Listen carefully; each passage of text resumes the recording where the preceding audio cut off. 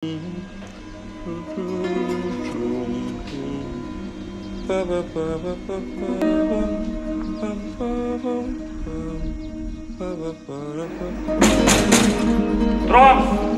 сап түзейміз.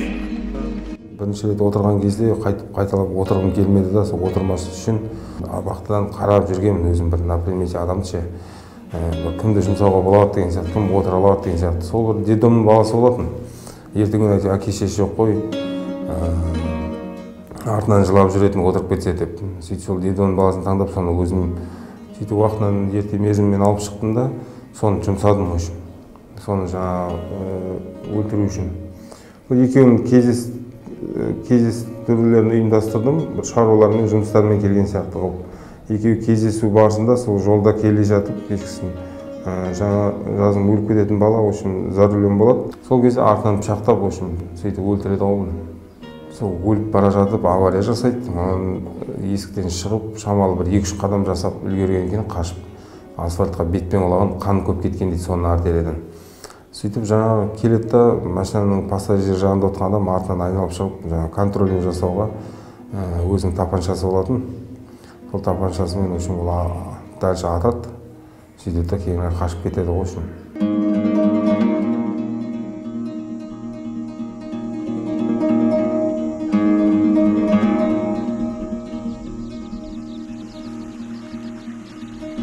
Да сол мотив дейді ғой, сол неден басталды да, бір-бірін жұмыс жасау барысында кедергілерден басталды. Сол конкуренция дейді, көре алмаушылық, сол қазақи. Сөйтіп, біздерде бір 4-5 адам балаларды отырғызып жіберген еді, арамыздан шыққан бала ғой. Сөйтіп, өздерін қылмыс нелермен, сотрудниктармен жұмыс жасап, сөйтті да қылмыстарымызды ашып беріп, сөйтіп отырғызып жіберді. Соған отырған кезімізде уже ақылдасып ойласқан болатынбыз. Шыққаннан кейін өше аламыз деп. Ответка болады дедім да, менен шықты аузынан. Ответка болады, бәрі біледі кім екенін. Кімнен кетеді, яғни сол баланың кесірінен біз бәріміз отырып кеттік та.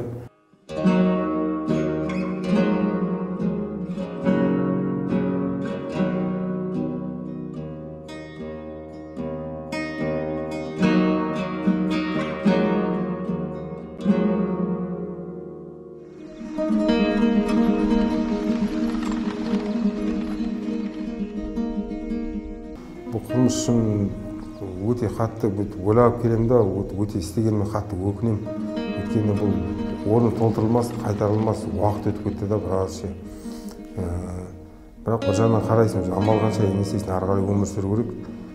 Бостандыққа шығудан не істеген жоқпын, үмітімді үзген жоқпын. Алдымда мақсатым бар, бағыт бағдарым бар қойған. Арман бар, конечно, ойлауға шыққым келеді.